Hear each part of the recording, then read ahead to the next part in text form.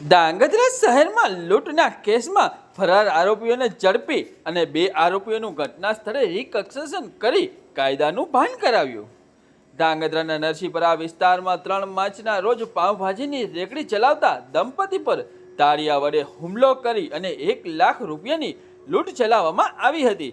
આ ચકચારી કેસમાં પોલીસે 2 આરોપીઓ સંજય ચૌહાણ અને અંકિત રાવળને ઝડપી પાડી તપાસનો દોર તેજ કર્યો છે। ત્યારે ગુનાહિત ગંભીરને જોતા જ પોલીસે બંને પકડાયેલા બુટલેગર અને તેમજ કુખર આરોપીઓનું ઘટના સ્થળે લઈ જઈ અને રિકન્સ્ટ્રક્શન કરવામાં આવ્યું હતું। ત્યારે આ બંને આરોપીઓનો વિસ્તારમાં કાયદાનો ખોફ શું છે તે પોલીસ દ્વારા જણાવવામાં આવ્યું હતું અને પોલીસ દ્વારા બંને આરોપીઓને ઘટના સ્થળે લઈ જઈ અને રિકન્સ્ટ્રક્શન કરી અને ગુનાનું ભાન કરાવવામાં આવ્યું હતું।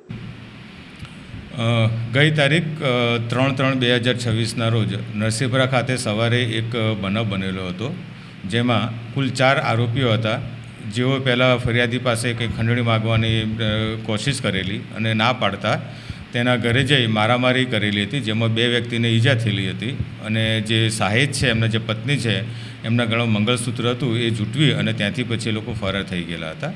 એ બાબતે ગુનો દાખલ કરવામાં આવેલો હતો। આરોપીઓની શોધખોળ કરતાં અમને 2 આરોપીઓ મળી આવેલા હતા અને બંને આરોપીઓને અટક કરી અને રિમાન્ડની પ્રોસેસ કરવામાં આવેલી છે। અને ગઈકાલે જે આરોપીઓ હતા, જે જગ્યા પર લઈ જઈ અને જે જગ્યાનું રિકન્સ્ટ્રક્શન કરવામાં આવેલું હતું, બીજા આરોપી પકડવાની અત્યારે અમારી તજવીજ ચાલુ છે અને જે મંગળસૂત્ર જે ગયેલું છે એને રિકવર કરવાની પણ અમારી તજવીજ ચાલુ છે।